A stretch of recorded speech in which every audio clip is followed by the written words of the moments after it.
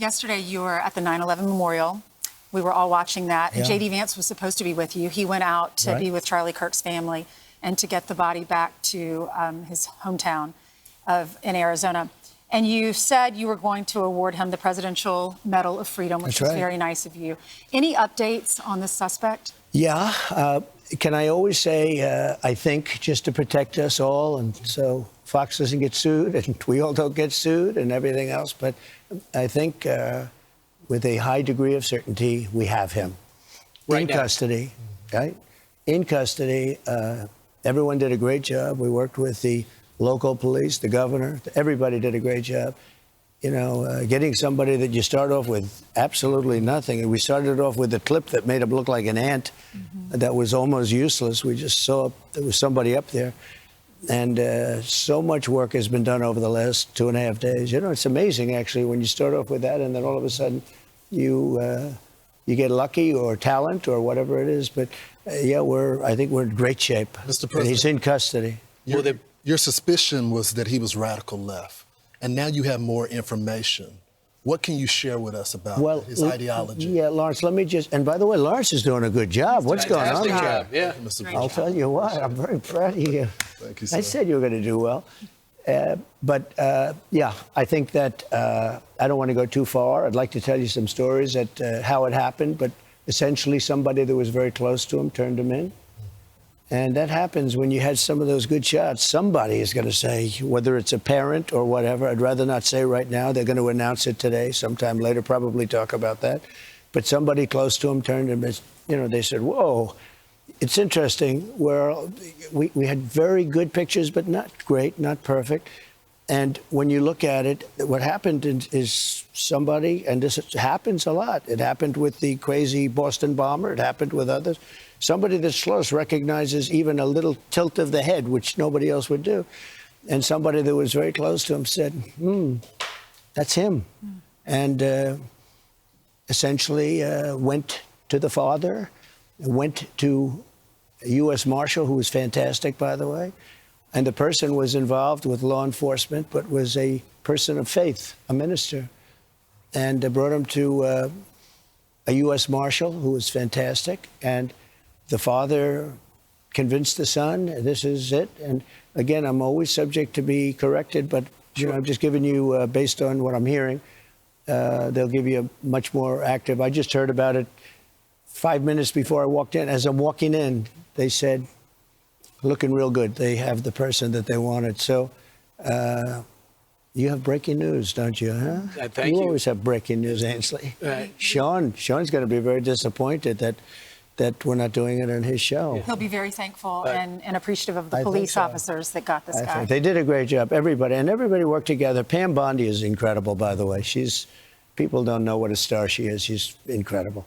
And it all worked out. Could I ask you just some clarification? So a pastor was able to turn him in, or they got the family of the shooter to turn them in? Well, it was a minister, and the minister went to a minister who was involved with law enforcement, by the way. And his good friend is a top U.S. Marshal. And they took it from there. And then it was a father got involved, namely his father, and said, we got to go in. And they, so I understand it. And again, subject to change. But, you know, the facts are the facts. We have the person that we think is the person we're looking for. But they drove into the police headquarters, and he's there now. Did the father know about what the son had done? I don't know. I'm going to let you get all those questions later, because I can't tell you how accurate. The bottom line is they have somebody that they think did it. So, Mr. President, there is the death penalty in Utah. Yes. And I do know this is going to be a federal case, and there's many of us believe that Charlie was targeted because of his political ideology. Yeah. What's going to happen to this guy? Well, I hope he's going to be found guilty, I would imagine. And I hope he gets the death penalty. What he did, Charlie Kirk was the finest person. He didn't deserve this. He worked so hard and so well. Everybody liked him. I've been watching. Even the left is having a hard time. They fired this guy, Dowd, from MSDNC, who's a terrible guy, terrible human being. But they fired him. I hear they're firing other people. And, we're talking about radical left. Now, there are a little bit, but radical left networks and cable channels, horrible channels like MS. I always go at DNC because it's, somehow affiliated with the Democrat National Committee. So, it's a little statement you make. But MSNBC, but NBC, ABC, CBS, they're all terrible, absolutely terrible and unfair. But even they have been giving it sort of like this can't be allowed to happen. And I just love moment of silence at the Yankee game, moment of silence at the Redskin game, Commanders game last night, because they understand this doesn't matter who you voted for. This was a special person. My opinion is that you have people, when a soldier dies, you write a personal letter, you feel it. When something happens in America, you feel it, you show up for it. I feel like with Charlie Kirk, from what I witnessed, for you, it's almost like a family member. Don said to me, he's sort of like a son to you. Charlie got involved like 11 years ago, I think. He started, he's a brilliant guy, but he didn't go to college. He actually started in college. He was so bored that he left. He would have done very well in college if he wanted to, but he was brilliant. I always said, can you get a degree because you're sort of used to having people like you went to college, right? Yeah. But he just didn't have the patience to do it. And he started this really during what would normally be college, maybe even sooner than that, but what would normally be college. And it's become a movement. And, I won youth. A Republican never wins youth, but I won youth. I will tell you, TikTok helped me, but he helped me with TikTok. But he helped me with youth. I've never seen a person who's, in this case, older than the people we're talking about, in many cases. I've never seen young people or any group go to one person like they did to Charlie. Mm-hmm. He'd go out to Arizona, to any school, to Utah, where he was, but any school, also East Coast, anywhere. And he would have bigger rallies than any radical left speaker. And it was killing them because he'd have 5,000 people show up, 10,000 people show up. They'd go and they'd have 50 people, but they talked big league, right? Now, he was an unbelievable talent, but he was it wasn't really so much a talent. He just really believed it. He just believed it. He loved young people. He wanted to help young people. And he didn't deserve this. He was truly a good person. Mm-hmm. Do you think it's important for people to see how he died? I think that's to see the horrific. Did you see I didn't watch. I didn't want to watch. I heard about it. You don't want to watch. I would have never made a good doctor. Let me put it that way. Yeah.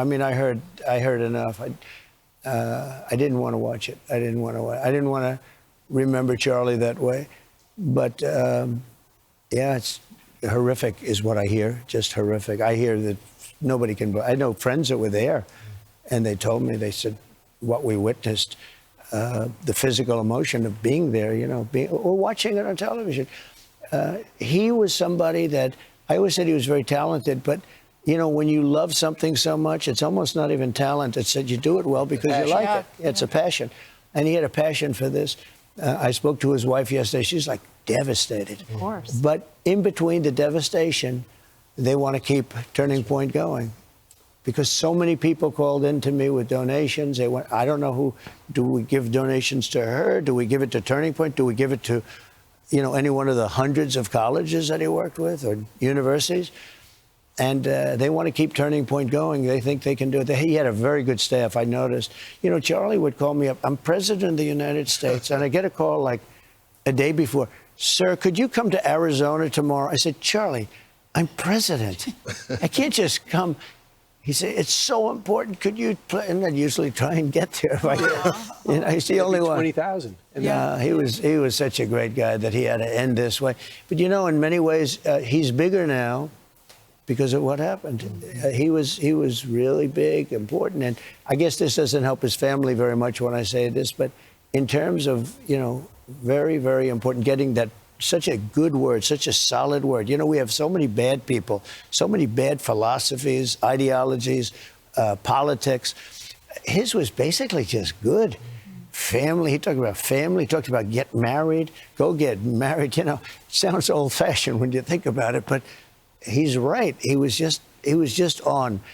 And it's a shame that voice has been stopped. But I think from what I see, I got to know a lot of his people. He had great people. And that includes his wife. She's very talented. He said she's the best writer he's ever seen. You know, she's a writer, among other things. So maybe they can really keep it going. So, Mr. President, was it a one-off? Was this guy that assassinated Charlie? It seems to be. He wasn't a part of a bigger network or anything that we know you of? don't know. I mean, you don't know. I hear these people talking so badly about me and others. I'm a guy that just wants to make America great again. Right. Now, if he's guilty, we're going to have to keep him, feed him, take care of him for, let's say he's 28 or 29 years old, I understand. So, like for 50 years, yeah, we're going to be feed. But he never should have been let out. Now, in Utah, he shouldn't have been let out. And the judge should be responsible for that, the way she did it. But in Utah, they have the death penalty. And you have a very good governor there. The governor, I've gotten to know him. The governor is very intent on the death penalty in this case, and he should be. In North Carolina, you also have it, but we have to make sure that happens. That was a horrific crime. But I think Ainsley's point is in the big picture. What do you say to people who are saying they see the assassination attempts in your life, they see the Minnesota lawmakers, they see what happened, they see what happened to Charlie, and they're saying, what's going on with the political process? Now, instead of trying to get votes, you're trying to survive. There are lawmakers canceling their events this weekend, AOC on the left and a lot of lawmakers on the right saying, I'm a little concerned about doing a public event. As president, what do you tell them? I say you have to go forward. You just have to go forward. You watch, as closely as you can. You have, I have great people. I mean, I have people now much better and far more. When I was hit in Butler, they wouldn't, it was Biden, but they wouldn't approve. We had 55,000 people. We had, we get these tremendous crowds, and I'd have far fewer people than Biden who'd go out. He had many more Secret Service people than me, and he'd have like 8 people show up, but I have 55 or 60,000 people show up. Butler's a great example of that. These are obstructionists. These are agitators and obstructionists, the Democrats. Now, I hope it gets back. In the old days, a long time ago, it sort of started with Obama, you want to know the truth. There was a level of unbelievable hatred. And Bush, I was not a big fan of Bush, as you probably know, and you are, so I'm not going to get into an argument. Really good. We don't have to, but I'm a much better golfer than he is, at least. But you know what? I think he'd agree with that. Everybody agrees with that. But And next week you go to the UK for a state dinner, state visit. You and the First Lady will be there with the royal family. And I also go to a funeral for a great gentleman named Charlie Kirk, who should not be having a funeral right now. He should be out there in front of people. He loved doing it. He was so good at it. And, I mean, he had a big impact on the election. I got so many young voters that no Republicans ever gotten anything close. I dominated with young people, and it's never happened before. And I give him so much credit. Because he was able to explain your policies, what you stood for. He could explain them better than anybody. No, but he related better to young people than anybody. I've never seen anybody with any group, him with young people, I've never seen anybody relate to a group like he did. So just to build on that, because we only have 2 minutes left. You didn't even have a commercial. This is very That's how powerful you are. Pretty important. Very impressive. That's true. I wonder if they're going to have a commercial. Yeah, if they haven't bought Prevagen yet, I don't think we're going to. You guys are all going to be let go by Rupert or Lachlan. Lachlan's going to let you go. Right. Go ahead. Mr. President, I remember Melania's reaction when you almost got hit. And he said, I had to explain to Barron, that's his father. So what do you explain to Barron? He's almost peers. He's one of those young people that Charlie Kirk was so impressed with. He was a tremendous fan. What do you as a dad, and a lot of dads and moms are wondering what to say. What do you say to them? So Barron's a very good student. And Barron came to me and he said, Dad, I'd like to meet somebody that you know. Who? Charlie Kirk. I said, what? I thought he was going to say, I want to meet like King Charles or something, like we're going to meet soon, right? But he said, really, you want? And I set up a lunch with him, and he came back. He said, that guy's great, Dad. That guy's great. It was cute. He's unbelievable. I don't know what it was. Charlie had a magic over the kids, and large numbers of them, and very diverse. Black, white. I mean, everybody, the young women and boys, and I've never seen anything like it. And it was all good. I mean, it was good stuff. It wasn't some of the stuff you read about where they're in favor of all these horrible things. it was really good stuff. And we lost an unbelievable warrior. And I think they're going to, I have a feeling that Erica, you know, I spoke to her long yesterday. She's devastated. And I said, in between the devastation, she made statements. I said, you should try and do that because Turning Point is a real power. And I think she may, and, you know, her group, I think they're going to Rally around keep it her. together. And you know, things like that have happened before. You make it bigger, better, stronger. I said, only do it if you're going to make it bigger and better. Can you do it?